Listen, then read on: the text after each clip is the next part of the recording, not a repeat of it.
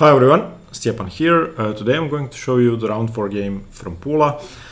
And after having started the tournament poorly, losing a piece in round 2 and then in round 3 messing up a one endgame in time trouble and drawing, I wanted to do well this game, of course, and it was a double round day, so this was played in the afternoon. I was among the last players to finish the morning round, so I was pretty tired. To be honest, I wanted to have a simple game and a simple win. This was nothing of the sort. This was probably the most complex game I played at the tournament. So, the game started as a passive Exchange Slav, unfortunately for me. Now, if you remember, against Anna in round 2, I wanted to avoid this, so I played the Queen's Gambit declined. I had no idea that my opponent was going to play the Exchange Slav now, because as far as I could see, it wasn't in his repertoire, so this surprised me. So I went for a variation which I like playing, which imbalances the position slightly, and you're going to see what happens. So knight c3, knight f6, knight f3, knight c6, bishop f4, a6. This is all one of the main lines. a6 is meant to allow me b5, knight a5 and b5 in the event of queen to b3. That means that my b5 pawn is supported, so it prevents some of white's ideas. He played e3, which is the main move, and now bishop to g4 and bishop e2. And in this position, e6 is what you do if you want an equal position. And after castles, you can play bishop d6, which is even more equal, or bishop to e7, and so on and so on. But after bishop to e2, I played one of my favorite ideas in the Exchange Slav, which may seem weird, but it actually creates an interesting imbalance. And if you remember one of my games from Limone in Italy from the beginning of this year, I played the same idea, and that's bishop takes knight. Okay, so he takes with the bishop, and I gave up my bishop pair, but I gave it for a very specific reason, for the control of the c5 square and better control of the queen side. This bishop has a pretty hard time controlling the queen side, and since this is the only open file after e6, I often have ideas of rerouting my knight to d7, not trading these bishops off if possible, but if I do go bishop to d6, still my two knights should give me a lot of play.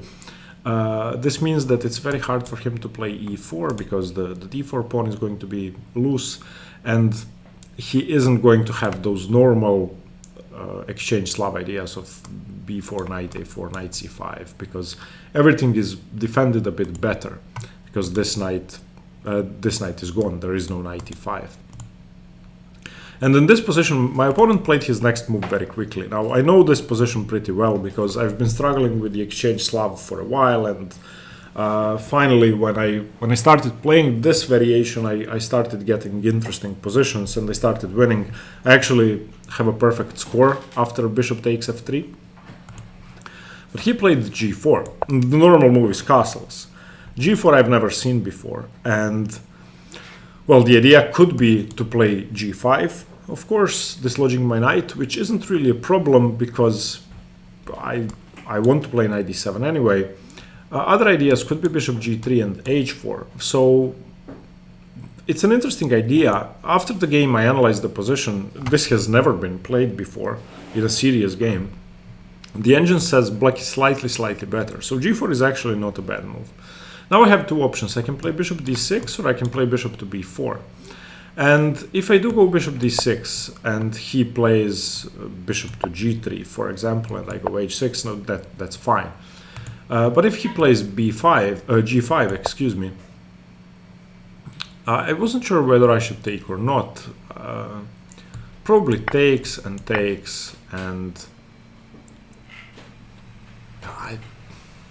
maybe something like this.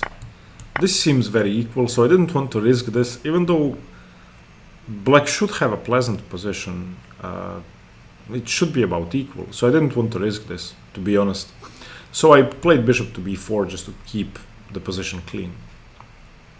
I didn't want to trade my g-pawn for his g-pawn. because his g pawn is a weakness, mine isn't.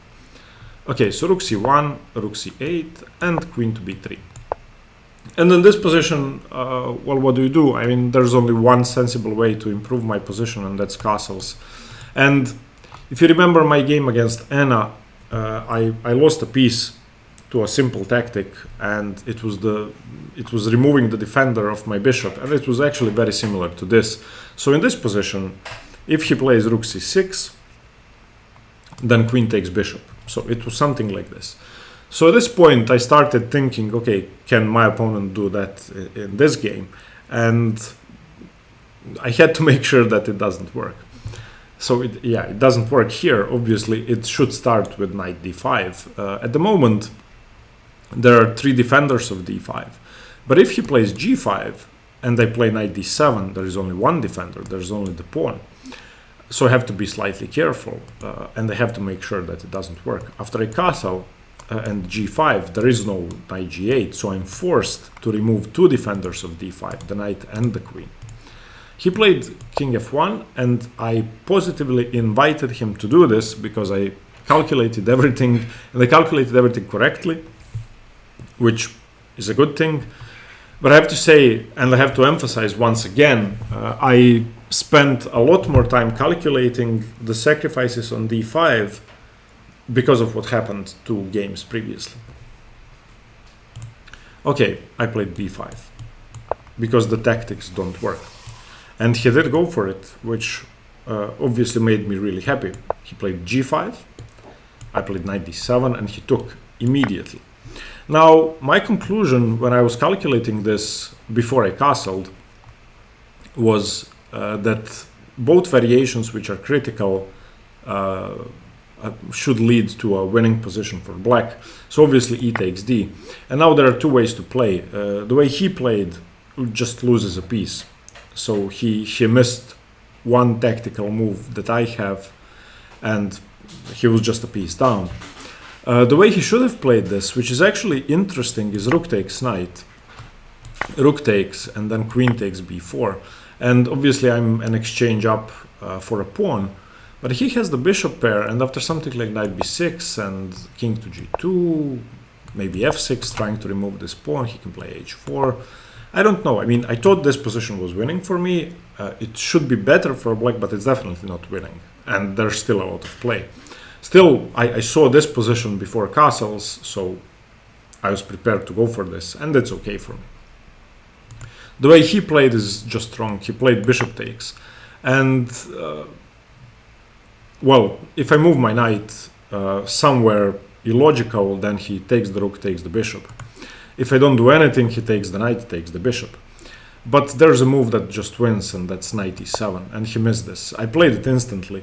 The whole sequence was played really quickly, and when I played knight e7, he started thinking a long time. He didn't see this. Now, there are 2 threats. Rook takes rook, winning the game, and knight takes bishop, winning the game. So he cannot take on b4. And more importantly, he has to trade rooks first.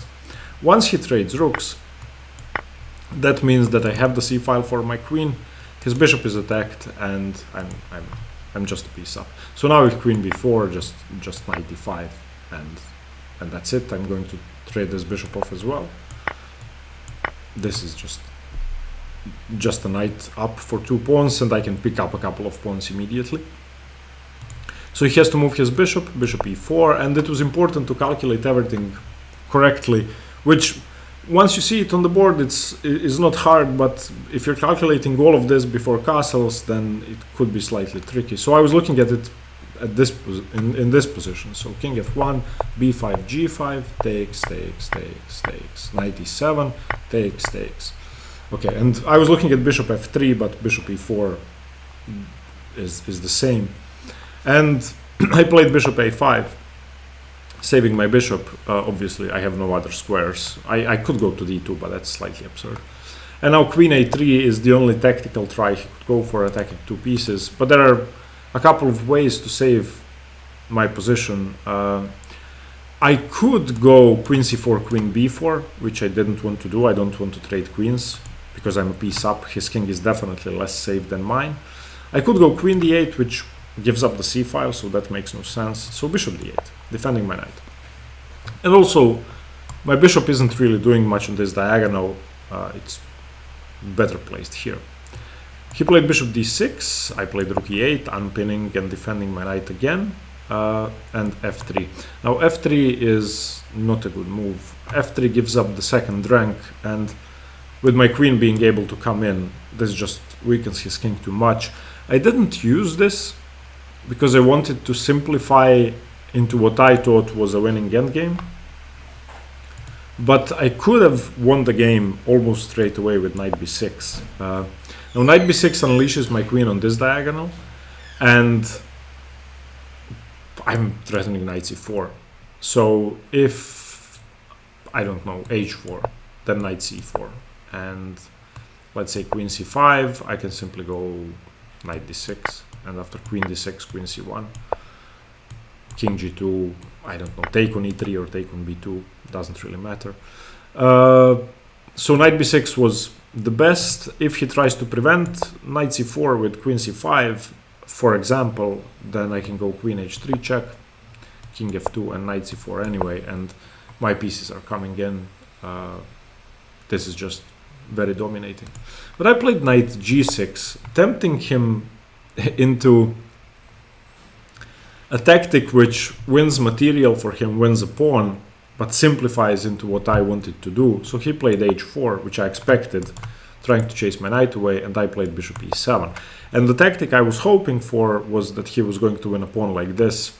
Bishop takes g6, bishop takes d6, bishop takes f7, or h7, but f7 should be better. King f7 and queen d6. And in this position, I wanted to play rook e6, and I thought this was just game over. Now that the bishops are gone, it is 3 pawns for the knight, but some pawns are going to be dropping off. For example, queen f4 here, let's say, I don't know, king f2 or king g2. I can just go here and start picking up pawns. There's almost no way for him to save his material, and my position is perfectly safe. That's not the best way to play, of course. Bishop e7 is not the best move, but if I can get rid of both of his bishops, I have absolutely no issues in this position. It is 3 pawns for the piece, but his pawns are loose, and I got rid of his threats. But he played h5, which is an inferior move. This is much easier now, because I just take the bishop. Now I get rid of the bishops for no material. Okay, here I could have played queen c1, and after queen c1, king f2, maybe I can throw in queen b2. I don't want to take on h1, by the way. If I take on h1, then queen takes d7, and after rook f8, he takes the knight. This didn't seem clear at all, and something like bishop d5. I didn't want to go for this. So I just played knight gf8. And all I have to do is make sure that there are no issues on f7. So g6, and here I calculated the variation which seemed simplest to me. I played queen c4. Again, I could have played queen c1 and gone for those ideas, but I wanted to give myself the option to defend f7 with my queen. So I played queen c4. He played king f2, and I played knight f6. And now whichever pawn he takes, everything is defended a million times. And more importantly, after what happened, gf7, queen f7, I have a very strong threat. If he does nothing, I just win the queen and the bishop. So he has to do something about this. This seemed like a very, very, very strong setup for me. I mean, his king is in the center, my rook, my queen, and both my knights are actually perfectly placed for defense and attack. So it's very hard to find a move here. I don't know what to suggest, to be honest. There is also knight g4. So if he moves his bishop, I don't know. Let's say bishop d3. I can just go knight g4. And I don't know where the king moves, but wherever it moves, it's going to be check, except g3, which seems strange. Win material. So he played king e2. I mean, the position is winning for black according to the engine. Whatever he does is bad, but yeah, king e2 might be the best human move. I don't know. So I took on e4, fe4. And in this position, I thought, okay, don't simplify. Go for checkmate. Your pieces are better. Your knight is defending your king. So I played rook c8, which is a mistake. What I should have done is simply rook takes e4, just grabbing a pawn. If he takes on a6, I can just drop my rook back to e7 and I'm going to win the a2 pawn. He cannot take on b4 or on b5 because rook b7. So this was the simplest. But I played rook c8, and now if he does nothing, then I'm just going to start checking and eventually checkmate him because I have queen c4 and all of that. But he played queen d5, which, of course, I saw queen d5, but I didn't think he was going to play it because he's a piece down. But it's actually a very good move. And here I made another mistake, actually giving him a chance to almost equalize. The best way to play was knight e6, and if he plays queen f5, for example, then I can just ignore it and play rook c2. And if he continues his attack with something like h6, then I have rook d8, and that's the difference. The queen has to move, and now I can trade queens, rook takes, and yeah, there's a very interesting variation here, a tactical variation. I can play rook d4, which, okay, wouldn't have occurred in all the variations, but in this specific one, it does work. But against queen d5, I took, and obviously this is very scary.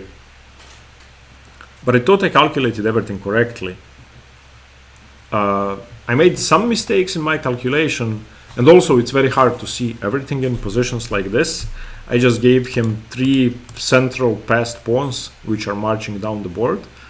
But I thought that I'm just in time to defend everything. My idea was to get behind the h-pawn eventually, and once he infiltrates on f7 or on c7, to have my king ready to come to the center and defend against these 3 pawns with my knight and with my king. Now all of that is very conceptual, and practically you could make a mistake and lose the game. So my decision to take on d5 was very bad because practically it gave him a lot of winning chances. Still, I went for rook c2. Knight d7 was better, I should say, because after e4 I have knight f6 and he has to defend, and now I have rook e8. And if he pushes the pawn forward, then knight here. But okay, rook c2, I mean, if engines are playing, this could be a draw. If humans are playing, anything could happen, but I'm confident in a win for black. Okay, so rook c2, king d3, forced. Rook b2, e4. King f7, e5, king e7. This is the position I wanted to get. And I thought, okay, my king and my knight are defending everything, which is true. He doesn't have winning chances here. I didn't make a losing mistake. I was never worse. But it's, when you see this, it's scary. Okay, he played rook e1 and I played rook h2. This was my plan. I wanted to get behind this pawn. So now he has to react, because if I take this one, then giving up my knight is almost the easiest way to win, because I have passed pawns on both sides of the board. So he played rook g1, and all of this I expected, takes, and rook f1, trying to get into f6. Okay, so knight d7, okay, rook g1, and now I went for a variation which I calculated for a long time. This I calculated for about, I don't know, at least 20 minutes. And the idea is, once the rook is threatening to come to f6, if I move my knight to b6, attacking the d5 pawn, he's going to play d6 check. And then I'm going to come into d5 with my king and put pressure on the d4 pawn. In which case, my knight is going to be defending d7, and if d4 drops, e6 is going to be loose. So that's conceptually what I was thinking of. And then I was trying to calculate concrete ideas. So what I wanted to do is get my rook to h4. This was step 1. Because once my king gets to d5, I need to have my rook on h4, otherwise d4 is not dropping off. So I played rook h3. Now if he goes back, then it's really easy. Then his king is not helping. So I can just defend my pawn. So king e4, rook h4. Again, he has to go back. And I played 2 moves to get my rook in a perfect position. And then I played knight b6. Now, taking on g6 is simply bad, because he can never take on a6 after that. And I'm threatening knight f4 and knight b4. So d6 check. Everything what I was calculating actually happened. And king f7. And now the concrete line comes into play. He plays rook f1. I played king e6. He played rook f6. I played king d5. And now he thought this couldn't happen. I saw it in his face. He thought d7 just wins the game. But I calculated correctly. It's not hard to calculate from this position, but it is before rook h3. So d7 seemingly wins because knight d7, rook d6 check. But I'm going to pick up all the pawns. So what happened in the game was, I should just mention that rook g6 fails to rook d4. We get a very similar position. King c3, knight a4, king c2, and king e5. And he can never advance the pawn. d7 fails for an almost identical reason. Rook takes. Now, if he goes king e3, then I play knight c4 check and king e5. And my rook is preventing d8 equals queen. He played king c3, and now it's important that I throw in a check with my knight, otherwise he can check me and maybe somehow trade rooks. This is just the safest. I want my knight and also, yeah, I want my knight defended. So if I don't check with my knight, I cannot play king e5. So knight a4, he went back, and now simply king e5. And now I'm a piece up with an easily winning endgame. Rook g takes, and I'm going to show you the end of the game, which wasn't hard. But one thing I would like to show you here is that my calculation was actually incorrect. My calculation was correct, but conceptually I made a mistake, because I assumed he was going to play rook g1 here. So here, and then I go for rook h3, bam, bam, bam, bam. This is all winning. The whole sequence I just showed you. Instead, he could have played rook c1, coming to the other side of my king, and this is very hard to win. The engine says almost impossible, almost no advantage to black. It's very hard to move. So, for example, if I go knight b6 now, then he plays rook c7 check. I go king d8, he goes rook c6. What now? It's very hard. If I trade off too many pawns, it's going to be a draw, especially if I'm not winning any pawns. Of course, I cannot take on d5 because rook d6 again. But yeah, in the game after knight d7, this happened, what I was just showing you. The whole sequence. It rarely happens that you calculate something and it happens exactly that way. So d7 takes. Okay, and the game ended like this. I got my king to b4. Now the idea is I need to, in order to win, this pawn has to disappear. If the pawn is still on the board, I cannot win. So what I can do is trade off my knight and my rook, sacrifice my knight, and then trade rooks if it's a winning pawn endgame. Trade my rook if it's a winning knight endgame, which it should be, or simply win the pawn. And there's a very easy way to win the pawn. You just chase the king away to the first rank, check it somewhere, and then come behind. And there is no way to prevent it. So what I wanted to do is get my knight, excuse me, to c4 to defend my king from lateral checks, making sure that the b2 square is defended, and that once I check here, all of these squares are defended. My king defends these two, therefore my rook can go to a1, and I can just win the pawn. So the winning setup is knight on c4, rook on the first rank, king on b4, and then I come behind. And that's what happened.